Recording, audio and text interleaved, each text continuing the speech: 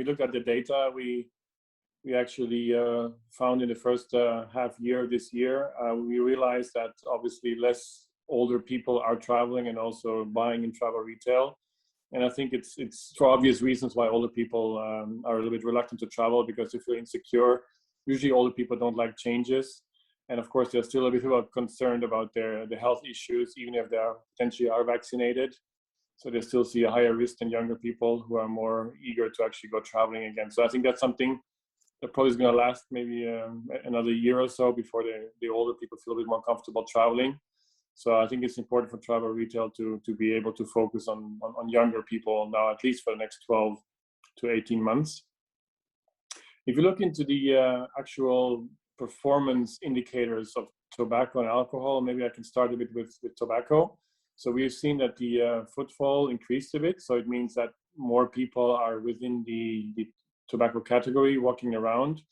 However, the conversion and the spend has been going down a bit compared to how it was to pre-COVID. So it actually means that a bit more people, not so many people go into the duty-free shops as before, but if they do, they actually visit many different categories.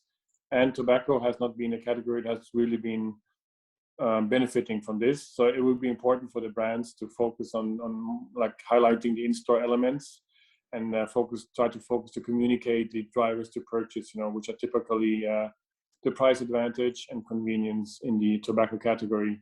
So that's what we've seen in the tobacco section. If you look into alcohol, it's a bit different because the footfall has remained relatively stable.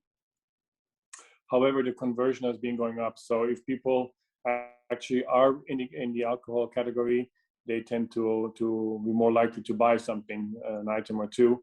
And that's mainly because we've been seeing that there seems to be more of a mood of a self-indulgence and giving yourself a treat. Because for many people, it's the first time they're traveling again since a long time. So they feel like, okay, now I'm traveling, I have some money available because I didn't really travel a lot for the last year. So they feel more into buying something nice for themselves, a nice bottle of alcohol or maybe even two. And so we've seen that people inform themselves before they travel in the alcohol category, and they are quite dedicated to actually buy something and then try something new maybe they haven't bought before, and really in this self-indulgence mood that we've seen. And still, we think it's kind of important that the alcohol players would focus mainly on the value for money, but also the exclusives and something new and other things they haven't really been able to try before. So these are basically the main trends that we've seen in these categories.